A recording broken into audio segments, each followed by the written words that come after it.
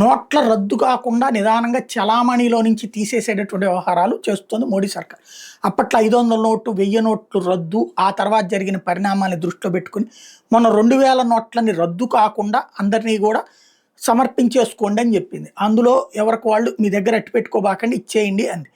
అట్లాగా చాలా వరకు వెనక్కి వెళ్ళిపోయిన బ్యాంకులు తిరిగి నోట్లు ఇవ్వకుండా ఆపేసింది, ఏటీఎంలో పెట్టకుండా ఆపేసింది. ఆ తర్వాత చూస్తే ఇప్పుడు ఇంకొక 6,500 కోట్ల రూపాయల నోట్లు మాత్రం రాలేదని తేలింది. ఇప్పుడు 500 నోట్ల వంతు అవుతోంది. 500 మొన్ననే అనుకున్నాం చంద్రబాబు గారికి ఏమన్నా లీక్ అయిందా అన్నట్టుంది. అది నిజమా కాదన్న ధృవీకరించలేదు అన్నట్టు. అయితే తాజాగా చెప్తున్నటువంటి నివేదిక ప్రకారం ఇప్పటికే మన ఏటీఎంలో 100 రూపాయలు 200 నోట్ల లభ్యత పెంచేశారట బ్యాంకుల్లో. ఏటీఎంలు ఎప్పటికప్పుడు ఈ నోట్లు అందుబాటులో ఉండేలా చూడమని బ్యాంకులకి రిజర్వ్ బ్యాంక్ ఆఫ్ ఇండియా సూచించిన గడువుకి 3 నెలల ముందే వీటి లభ్యత ఏకంగా 73% పెరిగిందంట. లాస్ట్ ఇయర్ డిసెంబర్లో 65% ఉంటే ఇప్పుడు 73% జరిగిందంట.